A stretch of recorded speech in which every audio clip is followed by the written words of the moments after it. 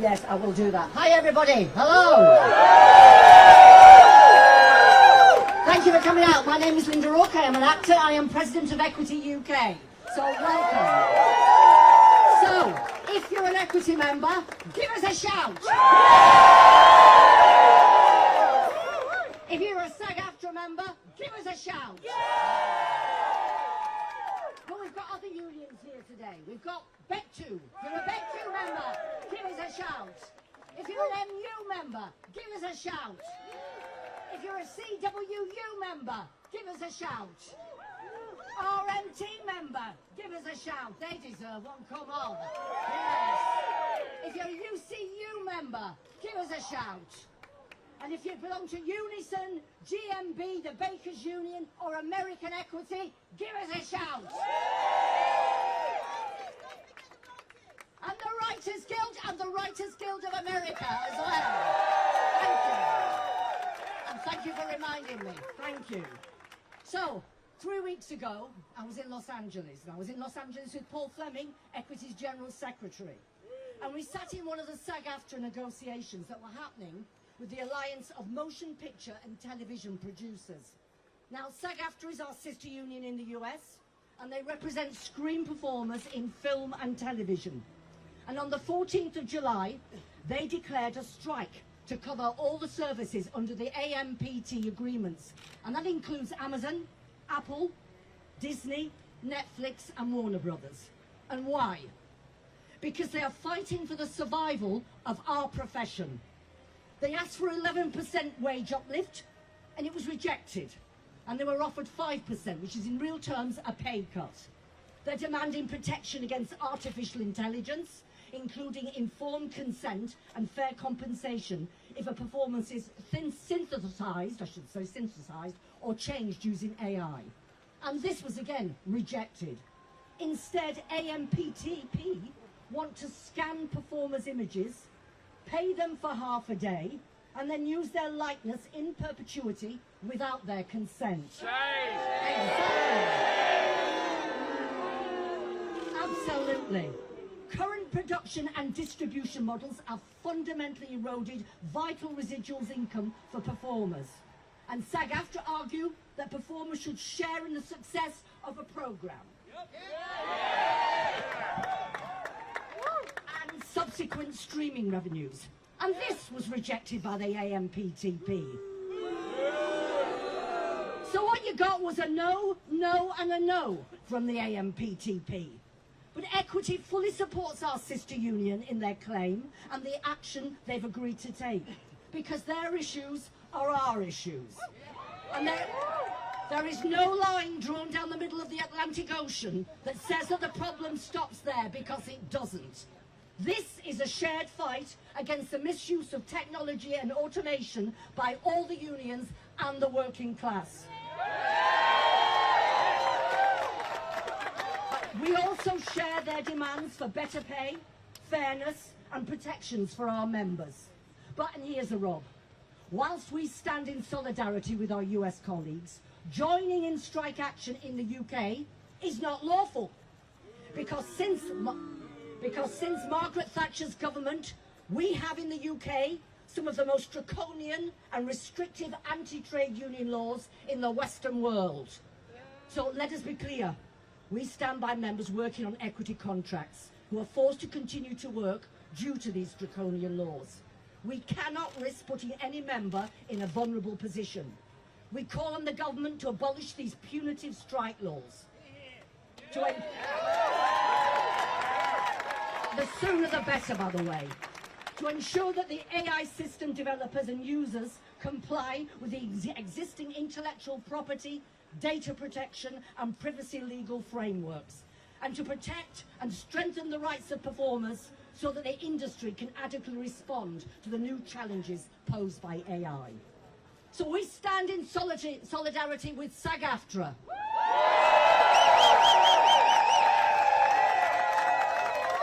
Thank you for coming today, and I'm now going to hand over to Rob Delaney, who will carry the proceedings forward. Thank you. Thank you, Linda. Let's hear it for Linda. Great to see you all today. Thank you very much for coming out. I happen to be a member of both Equity and SAG-AFTRA, so I'm very grateful to see cross-Atlantic solidarity here. It's a beautiful thing. I just wanted to first say you're welcome to the AMPTP. You're welcome. We're going to win. We're going to show you how workers need to be paid for their labor, and it's going to be fantastic. Not only will you have a quantity of just uncountable, unfathomable amounts of entertainment to watch, it'll also be quality because of us, the people who write it and direct it and star in it. And I want to say we are going to win because we always win these strikes. If you research a little America, and you look at these strikes, we always win. What happens, first of all, the TV showed up. People started getting TVs in the 1950s. They showed movies that were made in the 30s and 40s. And writers and directors and actors were like, cool, so we'll get like a penny when you show it, right? And AMPT was like, what, are you kidding me? No. They struck, we got the penny. Then when people started getting VCRs, same thing. We had to strike, and we got paid. And now it's a bigger one, because it's streaming and AI together. So we're going to win. It won't be easy. We gotta strike. We gotta withhold our labor. It's hard. I'd rather be on the set of the film that I was on that got shut down to do this. And it's so funny that they can't have sympathy strikes, because I'm on a SAG film shooting at Pinewood, shut down, can't go to work, but I get to come here and meet you nice folks. So that's what we're gonna do. We're gonna withhold our labor, and we're gonna get our win. We're gonna get our tiny little slice of the pie that we made up the friggin' recipe for. And wrote the cookbook for. I mean, and posed for the funny pictures of the pie. Come on, you guys. Come on. The AMPTP, what they are, I don't hate them. They're like toddlers. So you gotta show them, you gotta say no. And they brag like toddlers. They have these earnings calls, and they talk about these subscriber numbers and these blockbuster numbers. Then we ask for a nickel, and they're like, oh, no, we don't have any. Well, which one is true? We know which one is true. We're gonna win. That's what's gonna happen. You silly little toddlers. You're welcome. You're welcome. We win and they win. It's fantastic. Everybody's gonna win. I love it. So that's about it. That's all I have to say. There's some wonderful speakers coming up here, and so I don't want to take up too much time. Thank you to Linda. Thank you to everybody for being here. Thank you for dual members and all the unions there. Oh, also, I'm less nervous speaking in front of a bunch of actors than I am when I go to like an NHS and RMT one. Because wait till you hear these professional union guys. They make Chris Rock look like, can I have what I want? They're so amazing. So I should get out of the way. Okay. All right, so up next, we have got from Beck2, we've got Philippa Childs. Philippa, where are you at?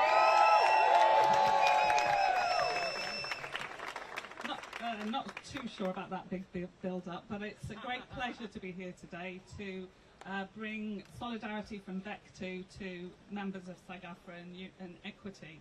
And why is it important that the crew also express solidarity? Well, that's because, as Linda said, this is a global industry, and the SAG-AFTRA are in the vanguard of all of the struggles that we all face and that we're all fighting about.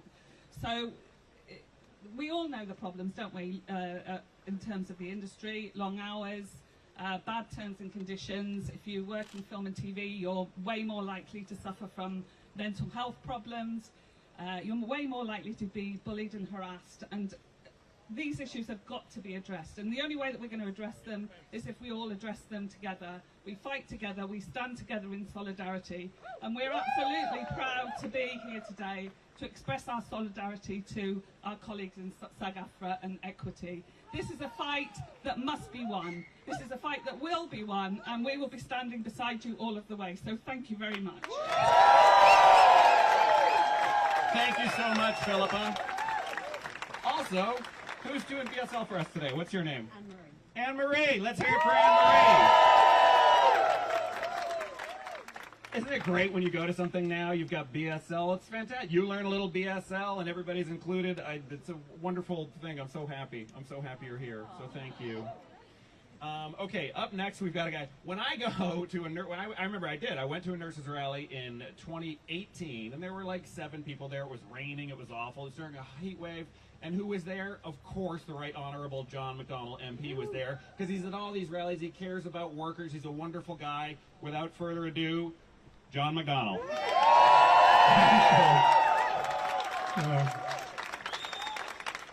He's right, it was absolutely pissing down, wasn't it? The reason I'm here is because I'm part of the Performers Alliance in Parliament. It's a group of MPs that have come together to act as the voice of Equity, the Musicians' Union, the writers and others within Parliament itself. Let me just briefly say, we've been talking about the 4th Industrial Revolution for over a decade now, and little has been done by way of government. Now it's here with a vengeance with artificial intelligence. In the past, when the history of industrial revolutions has been written, it's been written by capital, by employers, the establishment, and so there's always about workers resisting change. That's always been untrue. It's the workers that have created that change with their endeavour. All we've always wanted is to be able to manage that so we can share in the wealth that we create. Share it by wages, but also by reducing working time. That's why trade unions were formed in the first industrial revolution. That's what we need to do now. But it's true, we're held back now. We have less trade union rights now than we had a century ago as a result of the anti-strike laws that have been brought forward.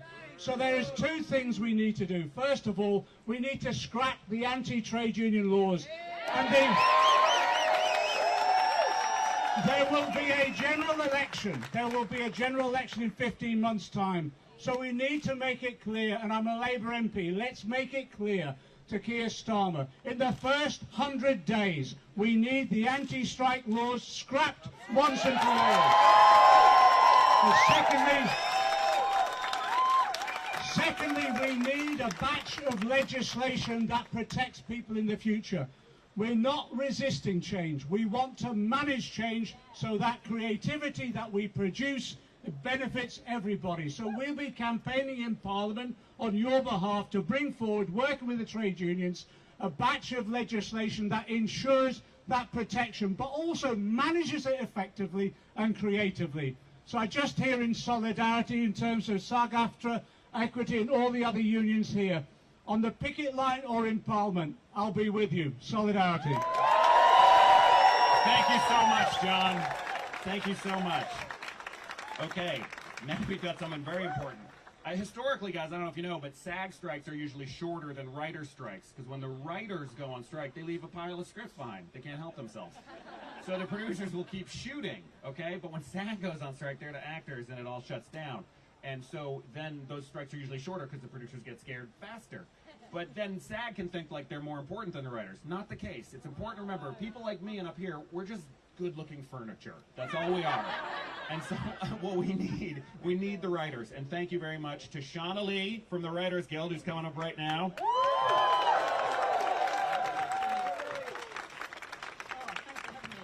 Hello, I'm Shauna Lee. I'm the playwright and screenwriter and member of the Writers Guild of Great Britain. But I don't have an elected position. I'm here as a lay member in capacity, a personal capacity. But I'm proud to stand with Equity and SAG-AFTRA, and it's fantastic to see you all here today. As a writer, I stand in precarity as well as solidarity with the actors who bring my work to life, the vast majority of whom have to hustle from project to project, work day jobs in order to pay their bills, and as freelancers receive few work protections. We do this work because we love it, because we're good at it, and because there are stories we are burning to tell. But new streaming models are robbing us of the previous gains our unions have fought for. Last week we learned of the CEO of Netflix's whoops moment when he admitted more people watched Orange is the New Black than Game of Thrones. There is a reason streamers like Netflix, Amazon and Disney have resisted sharing viewing figures with the people who make their shows. Exploitation. They need to hide how successful their shows are to avoid sharing their enormous profits with the people who created them. Residuals for actors, payments from repeats on broadcast or cable and DVD sales can be the difference between being able to afford groceries for the week or not.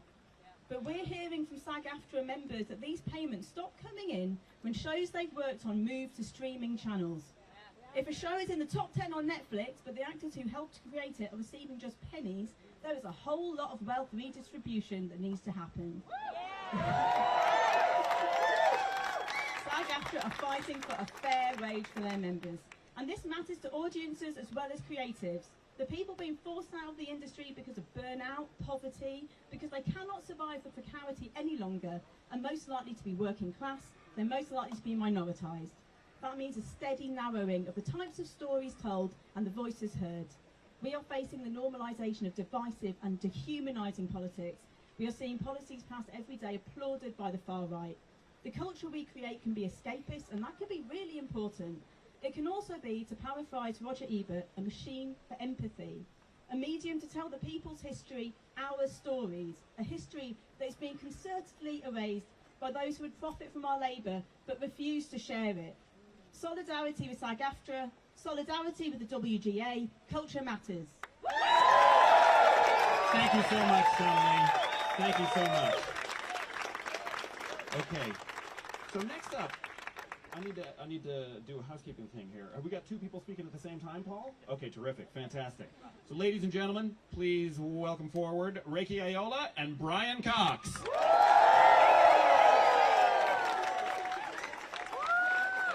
Not simultaneous.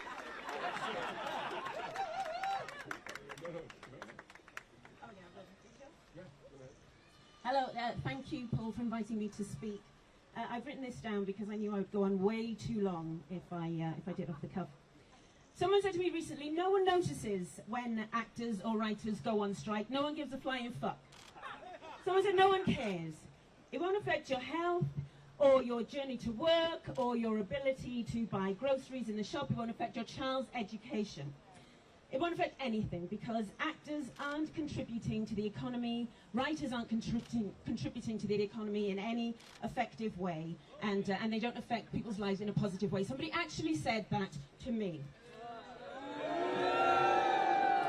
My response to that person was, if you truly believe that, I hope you are not one of the millions of people paying their monthly direct debit to their chosen streaming channel, because unless you're only watching sport or factual television, you are an idiot and you're wasting your money. You might as well go and dust off that DVD box upstairs and get your box sets out and just watch your old favourites. You don't need to pay every month. The fact is, millions of people do believe that, even as they're sat watching hours and hours of TV drama and movies every single day. So I have two questions for those people, for our worldwide audience. One, why are you paying month on month for something you feel makes no meaningful contribution to your life or anyone else's? And number two, Where on earth do you think those millions and millions and millions of pounds and dollars that you pay every month are going? That's what this is about.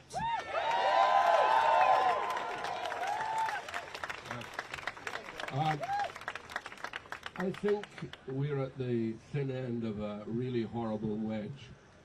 I think it's going to affect British equity far worse than probably affects SAG and AFTRA. Now, just to give the SAG briefing for the second, the thing about SAG actors is that we pay, we have a very good union, it's an excellent union, SAG-AFTRA, but we don't have, and you have it here, but we don't have a national health service, even though your national health service or our national health service here is pretty under siege. So what is important to the SAG actor is his health and her health. And they need that. That's why they need their residuals. They need their residuals in order to pay for their health, because there's no other means of paying for our health. Even though we are at the mercy of an abused national health system here, at least we do have that advantage. Now, as to the AI business, I got a message this morning actually from an actor who's in negotiations. Now he's playing a reasonable part in a TV show, and he's on what they call a supporting artist contract. Now I don't know what that means, a supporting artist contract, but it seems to cover a multitude of sins in relationship to the artist, and it seems to be an endless diminution of who we are as artists by these contracts, which don't make any sense as far as I'm concerned. But the horrible thing was that what he said was about the whole business of artificial intelligence. And he was told in no unfirm terms that they would keep his image and do what they like with it. Now that is a completely unacceptable position. And that is the position that we should be really fighting against. Because that is the worst aspect.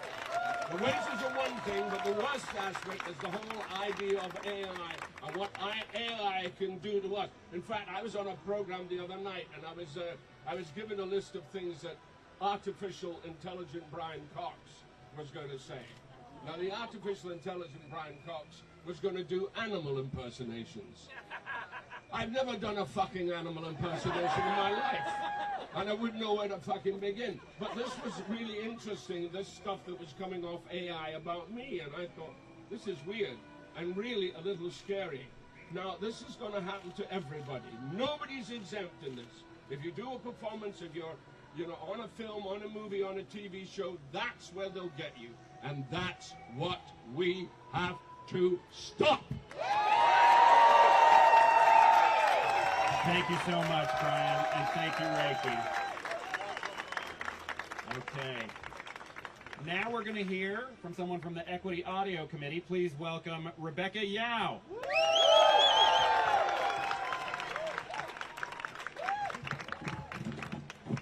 Hello, everyone. Like many of us here, I'm more used to talking to imaginary people in a dark booth on my own. So speaking to you all now is quite the contrast.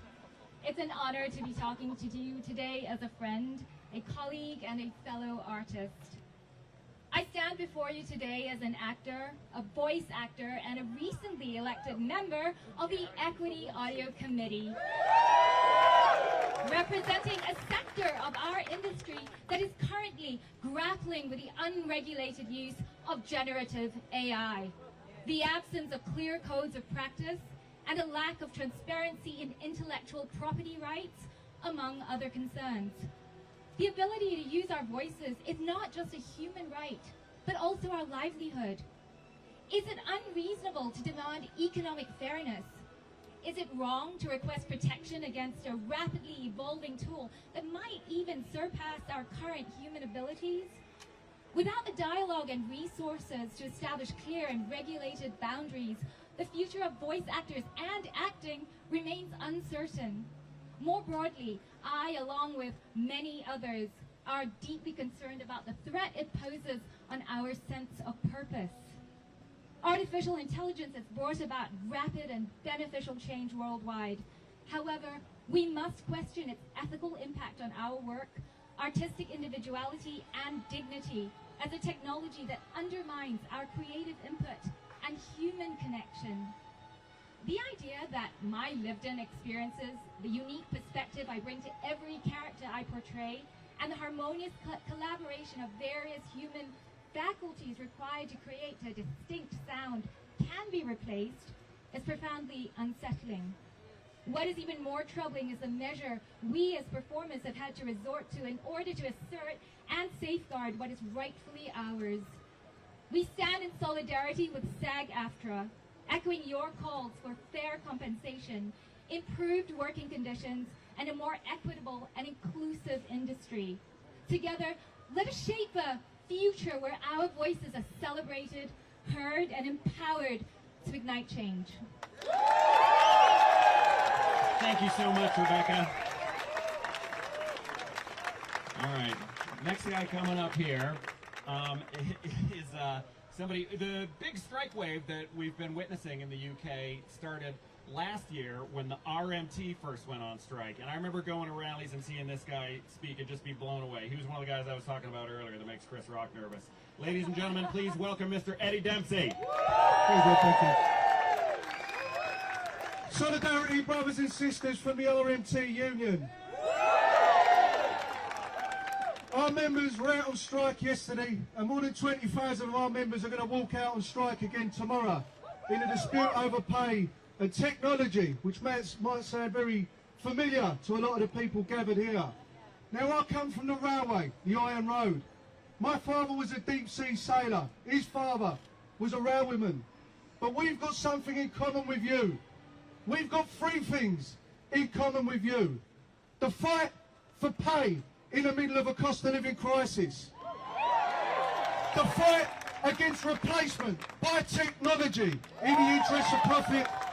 And the fight for our civil liberties. Because it's great to see you out in support of your brothers and sisters from America who are in a dispute over there fighting for pay. But you cannot strike here because of the anti-trade union legislation that's in place. So I'm really glad to see all of you gathered here and protesting while you still can. Because in this country, this government is seeking not only to make workers poorer and make it easier for us to be replaced by technology, a story that is as old as his work. They are seeking to remove our civil rights and our ability to resist poverty, to resist being made impoverished through corporations and employers that want to make us poor and take our jobs away. And they want to do that by removing our right to strike, and they're bringing special legislation in, targeting my union, particularly, to make it even harder for us to strike. And they're bringing in legislation to make it harder for you to protest. They're trying to create a set of laws in this country where dissent is criminalised. And how we act now, today, in our trade union movement, will determine how we live in the future and how our children live. But we have got a weapon that we have always had in the trade union movement. Going right back to when they used to hang workers at Tyburn for resisting technological changes in the looms, bringing them in to make people redundant. Right back then up till now, we've got a weapon that can't be beat, and it's called solidarity. I'm telling you now, when we stick together, we are unstoppable, we can't be beat. So all of the policies are aimed at trying to undermine that principle. All we've got to do is put our hands in our pockets, put our arms around each other, and we've got them linked. So we have got to stick together. Now, when the productions are shut down here, and your members are out of a day's money, you better not forget that when the pay negotiations come up this year, because you're owed money. That's yours. You better make sure you're coming for it. So what I'm going to say to you is this. If you're passing a picket line tomorrow, come and say hello. We're your friends. We're your brothers, we're your sisters. We're in solidarity with you and we love you. And when you see us out on strike, don't think what we're doing is any way different to what you're facing. Let me tell you that. It's the same thing. Low wages, replacing jobs with technology, and taking away our rights to fight back. So we have got to stick together. Solidarity from the RMT, unity and strength. Let's stick together and let's give it all. Solidarity. Thanks so much, Eddie. Thank you very much. Okay. All right. So our final speaker is a wonderful guy who is the General Secretary of Equity. And Equity's got something like 40-something thousand members. They should have 80,000 members. If you're not a member of Equity, if you're a performer, you're not a member of Equity, you got to join. It has fantastic benefits. And when we band together, we win. So join, please, if you haven't. All right, ladies and gentlemen, please welcome Mr. Paul Fleming. Thank you. Thank you to everybody else. It's a delight to have the graveyard slot at what I think is the biggest trade union rally that Equity has ever held. We've come with 4 very simple messages. The first message is to the viewing public, to audiences, the people who we serve. And that message is, what do you think when your child is very good in a school play and you see that raw talent and they come out and they say, Mum, Dad, Grandma, I want to be an actor? Do you think at that point that that is a world paved with gold? An easy route? A world that is easy for them to make a living? Or are you frightened that their natural talent and their right to be an artist is compromised because of the economic precarity in which our industry finds themselves? I know the answer in the hearts of many parents, and that's why we need our audiences to stand with us in this fight for your children and the right of every working person to be an artist. So when the media say, and we've heard it said, well, the lovies are out whinging again. But when it's railway workers, they're lazy ideologues. When it's nurses, think of the patients. When it's teachers, they don't care about the kids. When it's posties, well, do you know what? They're redundant, they're obsolete. Well, I tell you what, if lovey is the name they choose to degrade our union of 50,000, our members, well, I'm a lovey, you're a lovey, and the Lovies United will never be defeated.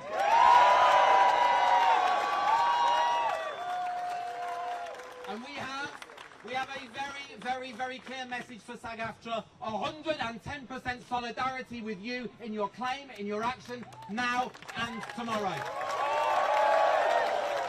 The issues SAG-AFTRA face are the same as the issues that we face. Low pay, agreements that need modernisation for the age of streaming, and the rise of new technology like AI. In some areas we're ahead.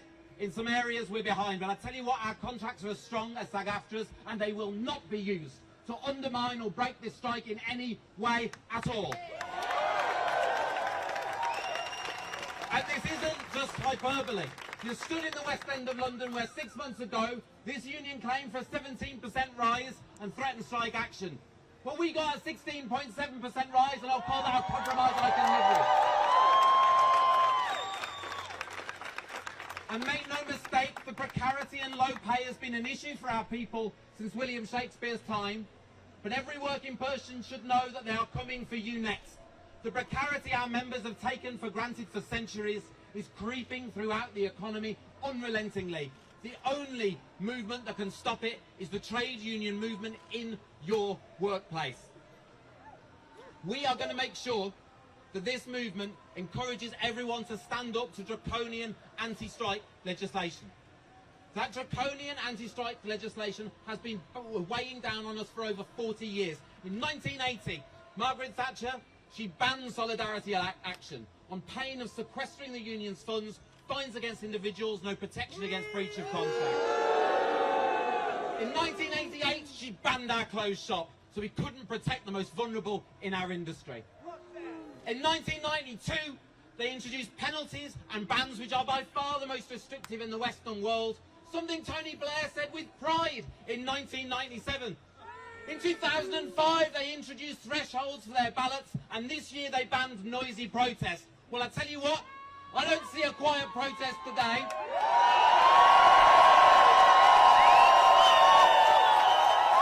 They tried to break our closed shop. They tried to break our union, but we're still here. And where are you, Margaret Thatcher?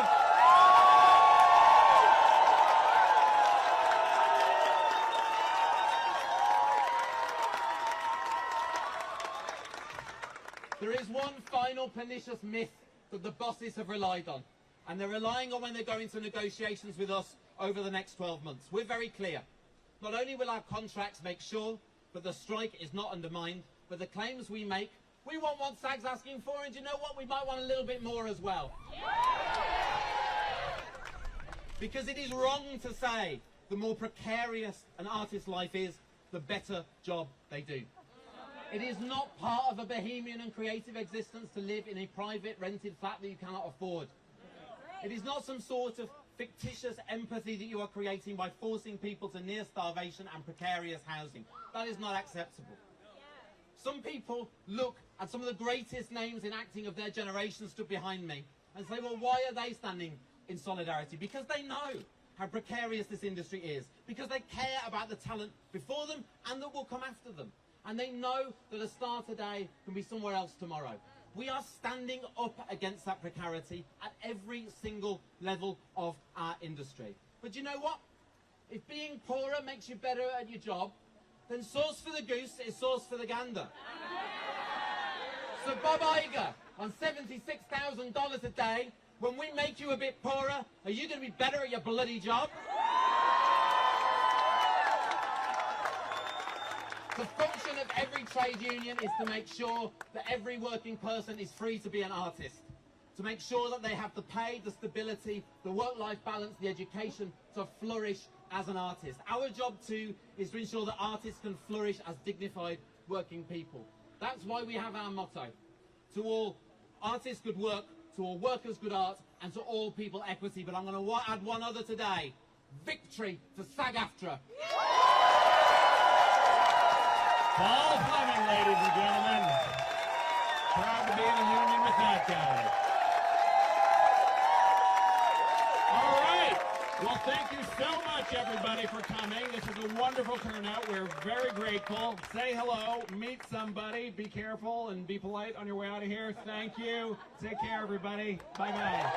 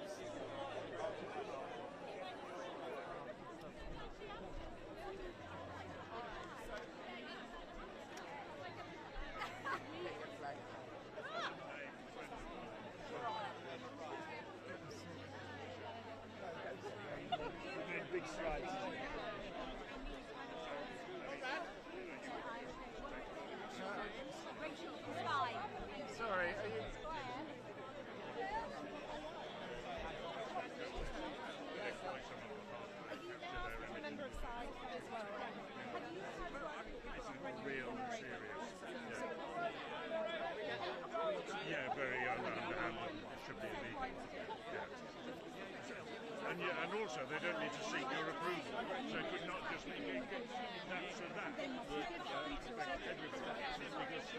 you can be seen shouting out, vote Trump, whatever. Just try to do it. Okay, here. Thank you so much.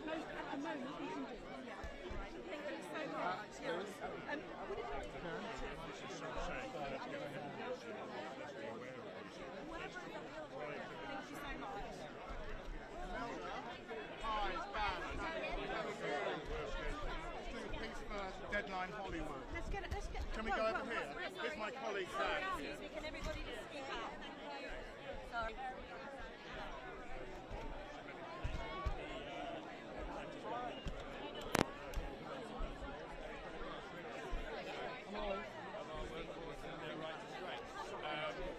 I'm a member of SAG. Obviously, SAG for an incredible union. This is a major strike. This is a major strike. And it's been a long time coming. Streamers have been around a long time. This will be on the They're already under siege, particularly in the artificial intelligence.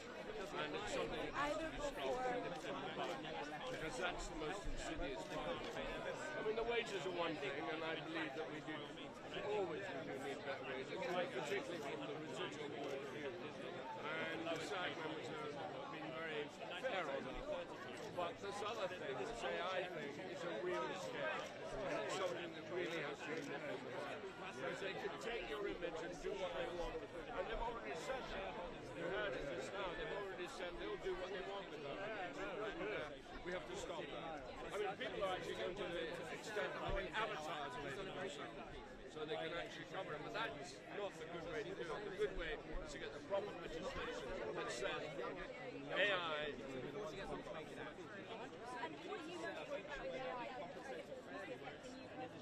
Well, I mean, you know, when you're on a show and suddenly it says, oh, AI intelligence has said that Brad Cox is this, that, and that. It's absolutely untrue, you know, it's not who I am at all. And that's the other thing, you know, it's bogus. It's essentially bogus, you know. Well, the government they really do need to. I mean, unfortunately, this government won't do it, but hopefully this government's on its way out. And I think it will be gone in 15 months. These by-elections in the last 24 hours have shown that, even though they didn't win in Oxford like they wanted to. But I think that what we'll see is that democracy will have to be ripped in the bud. It's going to have to be stopped, and it'll happen.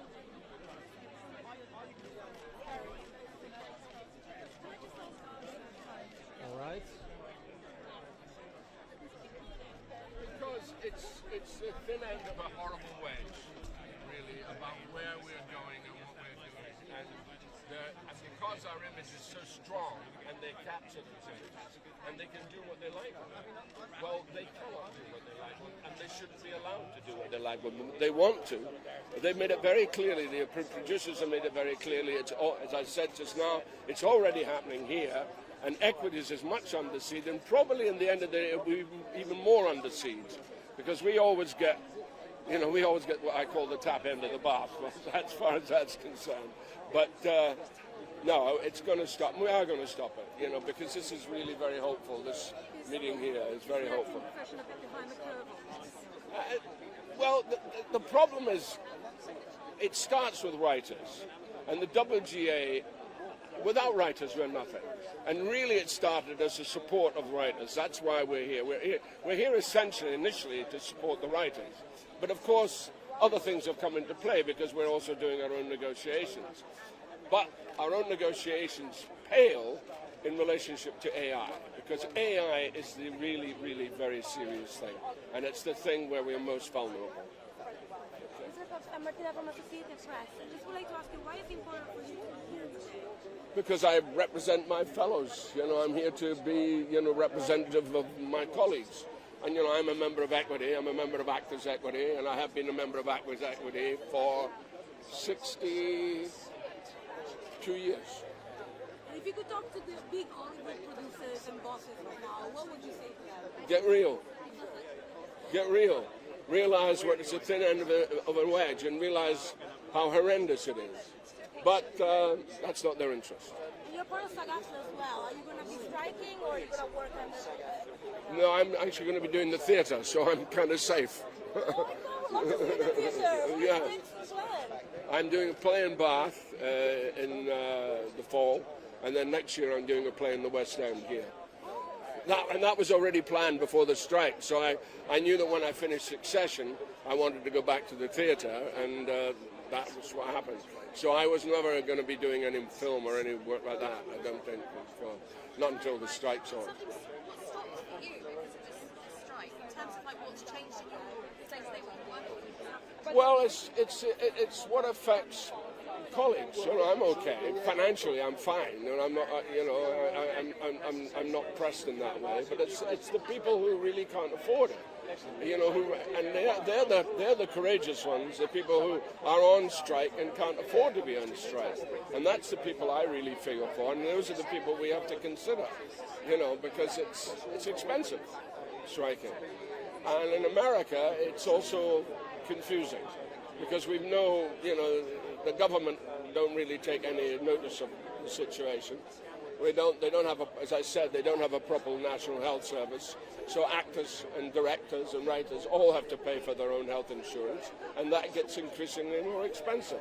And the thing that gives you that is residuals. Residuals allow you to pay for your health, and that's why it's so important for the American actor and the American writer.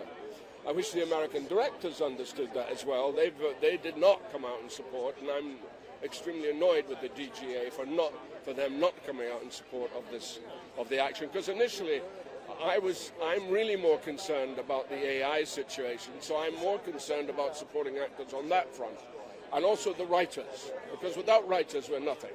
You know, we can't do anything. And somebody said we're just like pieces of furniture without writers, and we need the writers. And when they start getting at the writers, they're getting at the very fundament of what we do. And they will. How long will it take? Fun. And do you think they're going to be successful? And how long We have to sit it out. We have to sit it. I mean, it could be a long haul. I mean, it's good to hear Paul's view and the determination, but it's going to be tough. It's not going to be easy. I mean, for people who are, you know, and also living accommodation. I mean, for actors in this town, for example, it's impossible. How do you live and play in the West End? How do you live and play a small part in one of those theatres, you know, where you have to come in? How do you get in here? All of that, which is not covered by your deal. Your deal will be a basic deal. But and that's the other thing that's becoming more and more. You know, in this town, you've seen property expense, you know, going up and up and up, and rentals going up and up and up. And you know, there was a time when people could afford to share a house. Now it's more difficult for people to even share a couple of rooms. You know, it's got worse, and that also affects performance. You know. Brian, quick one for ITV viewers. Does this only come to an end when big studios and big streamers understand the true value of writers and actors? They're caught between a rock and a hard place. The streaming thing has really shifted the paradigm completely about how we watch television. And people binge watch on a regular basis. And that binge watching, of course, serves us because they like our work and they watch our work. But we need to also have some kind of say in that and some kind of vested interest in that. And they're trying to remove our vested interest in that. It will never be a huge vested interest because it never is, sadly. But it needs to be some, and that's what we've got to fight for. And is it good to see a solidarity across the world? Absolutely. I mean, and that's why it's important. Yeah, because a lot of people here are probably members, like, you know, a lot of people like Simon Pegg and Andy, they'll all be members of SAG-AFTRA, you know, and we are, you know, I'm a member of both unions. But of course we're subject here to the most, as very rightly been pointed out this morning, the worst draconian anti-strike laws ever set up by Thatcher. They have to be repealed. Why the Labour government under Tony Blair did not repeal them, God alone knows, but they should have been repealed a long time ago. I hope that hopefully the next, and I'm sure it's going to be a Labour government, the next Labour government here will repeal that. I mean, we've seen these results from last night, and they're pretty hopeful. Apart from Uxbridge, which was kind of nuts, really. Fun? If you look at the slates for future years, and when you see a potential decrease in the number of TV shows and films coming from the US, is that when bosses will sit up and say... yeah, because they'll suffer. They're going to suffer. They will suffer because they're the producers, and they're already suffering. I mean, the whole paradigm has shifted considerably because it used to be all Hollywood-based. It isn't anymore. There's as much... I mean, I stay in New York, and I haven't worked in LA for years.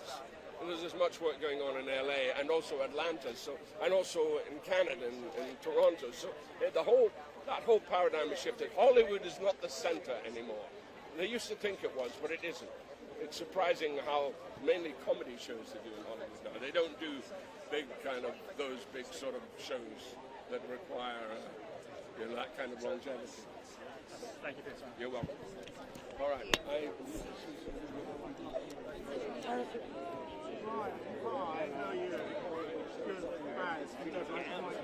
Can I just ask you one question? Very similar problems, but also as a member of SAG-AFTRA, it gives me the opportunity to come out. Give me 1 second, I'll check. The argument that tech companies would say is this is just the future, tech is the future, and you're going to see it more and more in our lives. Yeah, but there's a way to mutate and survive. There's a way to adapt and create a situation where we're all being compensated for that. I'm not opposed to AI. I mean, you know, if I owned my avatar and they wanted to use it for something, then sure, I'll pay it. You know what I mean? But it's got to be mine. It's not theirs. So yes, technology expands, and we have to sort of roll with the punches in that regard. That's happened throughout the Industrial Revolution and before that, you know. But there are ways not to just kind of like wipe out humanity, which is what they're kind of, you know, the sort of implications of it tend to suggest. What impact will the strikes in America have on the British film and TV industry right now? Well, I think a lot of people here are sort of coming out in solidarity. I know our strike laws are a little more draconian than they are in the US, so we can't exactly do that. But we might see a shift in the content creators trying to funnel work through here to equity because we can't strike. You know, if they do that, then I hope that comes to light because it's very underhand. But it would also demonstrate that they need content to be made, and it would show that the strike is at least having some effect. Have you had any projects that have been paused during this strike? Like whether I'm letting them ask 10,000 questions, like. I don't know if I'll have this month, and everything will knock on. You know, it's a really frustrating situation. It's tempting to resent the situation, but I think the important thing is that you resent the cause. Don't resent the unions, resent the people that have put us in this situation. I don't want to do this. Nobody wants to strike. I'm boring. I want to work. You know, I want to get back to work. I want to see my friends. I want to do my job, which I love to do. But if we don't do this now, it's only going to get worse, and we're only going to get more exploited. And you know, jobbing actors in the US are going to fall into policy. They're not going to pay their health care. It's a terrible situation. Thanks very much. Just going to do one for Associated Press. Yes, sure. Okay, sure. Real quick, I just wanted to ask you, if you could talk to like these big Hollywood bosses and producers right now, what would you say to them? I'd say please come back to the table. Please be realistic. Please have a little bit more socialism in your heart and think about the people that make the money for you. Do you know what I mean? There's a reason these people are enjoying massive profits. There's a reason why studio heads are earning 300 times more than the lowest paid worker at some studios. It's because they're making massive amount of money. And the fact that they don't want to reveal their numbers to us, they don't want to reveal their viewing figures, is just kind of indicative of that, you know? It's because we'd see that they're making an enormous amount of money. Now, it just needs to be redistributed a bit more fairly. You know, the actors that work day to day, the actors that work on jobs that would used to get them residuals, TV jobs. There was an article recently about the cast of Orange's The New Black, which was a huge show, the first big streaming show. And a lot of actors in that had to keep their day jobs. They had to almost pay to be in the 3rd and 4th season of that. It's just absurd, you know. So it's not unreasonable for us to say, please come back to the table. Let's talk, let's try and make everybody happy, and let's create a really creative and fertile community which involves everybody. We're all working together. You know, we're not just working to make them rich. We're working for us all to live and to be happy in our jobs, you know. Why is it important for you to be here today? Why do you want to come here? Well, I'm a member of SAG-AFTRA, and not living in the US, I'm not able to attend any picket lines over there, but also as a member of Equity, I really wanted to show our friends over there that we stand in solidarity with them. We're in a little bit more of a difficult situation because we have very draconian strike laws here, which means we can't go on strike like they can, which is something I'd really like to see change with the next government, which hopefully won't be the Conservatives. And but we wanted to show them that we're on their side, we're thinking about them, and we're supporting them. Thank you so much for talking to me today. Thank you. Let's try to get Andy Sork. In order to kind of protect you in every aspect, your film and everything. But that's also creating a project, an industry. I'm looking around in case I see somebody else. Well, I was always told you about that. Pushes me because I'm right, like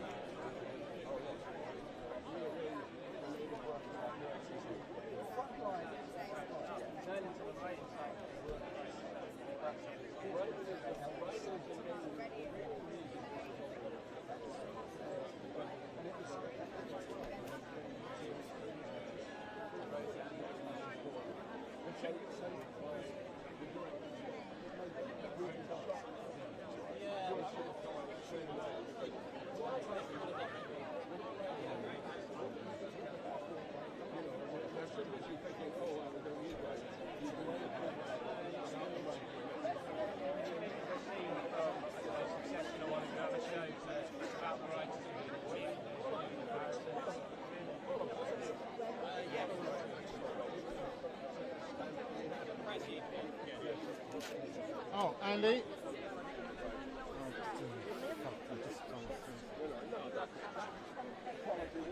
No, okay. Oh, you want to sit okay.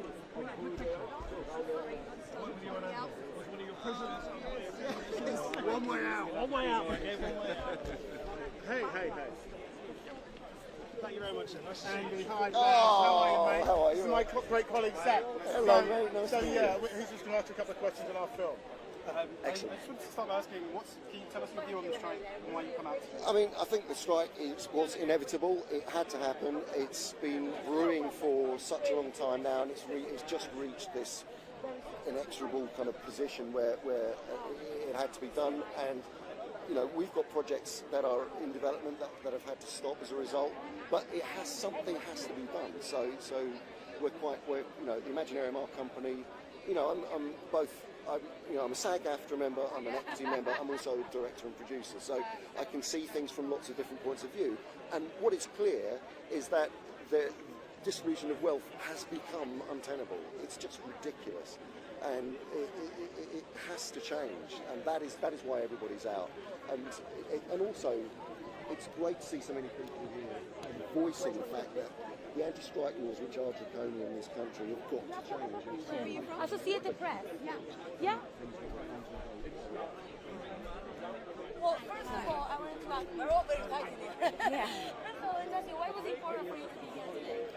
I'm a member of SAG, I'm a member of Equity, I have been for a long time. It's what has kept me understanding about my rights as a professional working actor. I'm here in solidarity to so many people who in this profession are suffering without any cause other than the people are exploiting them and profiting off their own creative talent by not enabling them to have a living wage. 87% of SAG-AFTRA members, from when I was reading the content of this early on as the strike began, 87% were not able to earn in 1 year enough to qualify for their own health insurance. That's unacceptable when you've got heads of streaming services and studios making profits of hundreds of millions of dollars that are effectively being stolen out of the hands of the people who are creating this content that the audience wants. And now we have the threat of AI, and we also have a system like that is unregulated. We also, 40 years ago, there wasn't social media, there wasn't streaming, there wasn't this threat of AI, and there needs to be a course correct in how we update our policies so that professional working actors, as in any labour trade union, has to be protected so that they are able to do their jobs. So I think it's so important because we're all collectively part of this. We have to make sure that we come together and fight this, because as individuals, we're very weak, but together you have a sense of momentum, and we will win. We will, and we always do. Like it said, Rob Delaney was saying it brilliantly. We will win, but we have to make sure that what we're asking for is clear and it's fair, and to be stonewalled and with the arrogance of the heads of these companies that are profiting from these creators who can't afford to live just shows the fantasy bubble that they live in, and they're absolutely not in touch with the people who are providing the jobs for these people in positions of power too. Like, creative people, movies wouldn't exist without creative people. Television, fictional television, drama, content wouldn't exist without the writers, without the actors, without the creators coming in, without hair and makeup department, without transport captains getting us to set on time, without many, many different jobs involved. All of that has to exist in order for the streamers, the heads of those companies, the heads of those institutions, to have a job. It doesn't go the other way around. They are in positions of power because we, the workers, have put them there. So we are asking for fair representation, fair pay, and for the policies to be updated and regulated so that we can continue to make this industry a healthy one and continue for creativity at the heart of our culture to thrive. And as a member of both SAG-AFTRA and Equity, what is going to be the future for you? Striking, or how does that work? Of course, as a member of SAG, I'm striking. As a member of Equity, it's not lawful in this country to strike. Margaret Thatcher put an end to that 40 years ago. However, we're in solidarity to that, and I think the important thing about Equity is making sure that we're not going to undermine the SAG strike by becoming a backdoor channel for people to be working because they can't do SAG jobs. It's a very, very difficult position to be in for a lot of people. No one wants to strike. It's the absolute last resort. People are on their knees in this profession. And yet there is a demand for it. There is a demand for content. Audiences still want to consume original content, whether it's comedy, drama, fiction, franchises, independent cinema, limited series. There is the hunger for that, and that tells us something about the culture and what we want as audience members. We want to keep providing that service. We want this industry to thrive. And to be stonewalled at this point means that this is now adapting and pivoting to create an awareness. We go, what has to happen now in the change of how we are setting up contractually the protection of workers so they can continue to do that. That's what we want. We want to be able to continue to do our jobs for the audiences, for the consumers. It's important that the consumers know where their money goes to, because it goes to people who are very, very wealthy at the top of these institutions, who should not have the amount of power that they actually do. This is about readdressing the balance. Last one question I wanted to ask you. If you could talk to the big Hollywood bosses and producers, what would you say to them? I would say they know. They know. You know. It's not that you don't have it. It's not that it's unrealistic. You are withholding. You are withholding the means and the resources that you have to keep the people that create this content for you working in a healthy environment. It's shameful. They know that. They know that. Thank you so much for talking to me today. Hope you have a lovely day.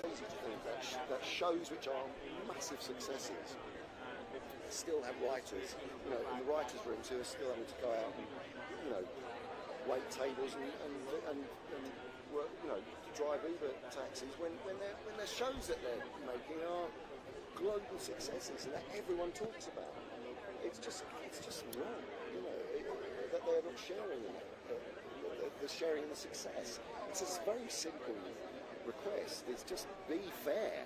There's nobody asking for gazillions of dollars. It's just like be fair and make and for the majority of people, everyone just wants a living wage that they can that works. And you pretty much summarised it there. But what would a fair deal look like? It would look like opening figures so that residual payments where you could actually track exactly what it is, the show that you've done, how you can see the amount of times it's been screened, for instance, and then from an AI perspective, it's just certainly not allowing a one-off scan. That's just never going to happen. Nobody's going to agree to that, because that will put many kind of medium sort of actors who sort of perhaps sort of starting out, or the mid-range actors who aren't making a good wage on something. That's going to put them really seriously out of their job. So that has to stop. That's only. It's just common sense, really. Thank you so much. Good to see you again. Hi, Andy. How are you doing today? Yeah, good. Can I ask you a couple questions real quick? Sure. I wanted to ask you, first of all, why is it important for you to be here today? Oh, I think it's very obvious, isn't it? Everyone is very angered by the disrespect shown to writers, actors, storytellers, artists. It's come to a point where it's no longer acceptable. This is the first time, obviously, that SAG has gone on strike with the Writers' Union for many years, and that Equity have come out. The fact that Equity have come out and supported as well in this country is amazing, and hopefully together it's going to provide a very, kind of indefatigable force that's going to take us over the line and get fair pay agreements, work practice agreements, break the anti-strike law. Come the next election, the anti-strike laws that are the worst, probably in the Western world, in this country. So there are many reasons, but mainly to show solidarity for SAG-AFTRA, of which I'm a member, and Equity that I've been a member of since 1985. And if you could talk to the big Hollywood producer and bosses out there, what would you say to them? It's just, the fact of the matter is, we're one ecosystem. We should be one ecosystem. It's show business. They know that they can't put on the show and just expect to take all the business. They can't expect to do that. we should be united. We're storytellers. We're all storytellers, creative people. You know, the studios are there are millions of very creative people there, but there are also people who seem to think that they should take all of the profits and not pay the people who are really doing the creative work, which are writing the projects, performing them, directing them, making these things happen. It's just incredibly disrespectful and not how you want to be treated. It is very simple. It's like share the wealth. That's it. And also don't think that you can own images of people in perpetuity for a one-off payment so that you can use that act as, you're robbing someone of their livelihood by using AI in that way. And do you have any friends in the States striking right now? Are you in touch with any of them? Yeah, I mean, I know a lot of actors who are out on strike at the moment. So it's like everyone is so angered by it and wants to see change quickly, and everyone wants to get back to work. There's so many projects that are now, we're not just affecting our unions, but all across the board, all of the other unions to do with filmmaking are out of work as a result, and that's putting a lot of people in precarious positions. So we want to get this thing sorted as quickly as possible, and it's not unreasonable what people are asking for. It's just fairness in terms of the disparity of wealth and getting a proper wage and having control over your own intellectual property. Last question: how long do you think it's going to go for when it comes to strike? It's impossible to say, really. I think it's probably going to be a few months, I would think. But there's no doubt it's going to come to a conclusion that will be beneficial for all. I think it is just a matter of time to see how long the people are going to hold out for. I don't mean on the side of the artists. I mean in terms of the studios, because they will be beginning to feel it, because there will be no content for everyone to watch. I talked to you before, and it's always a joy to talk to you. So thank you so much.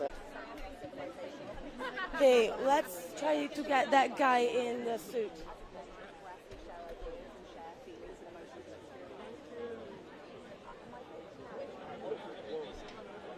Say that our members' rent's gone, their gas bills are gone, their children's clothes are gone.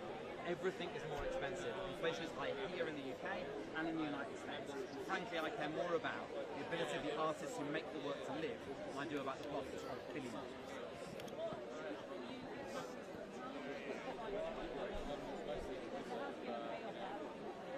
There is an offer, but the offer is a real-time pay cut for the SAG-AFTRA members.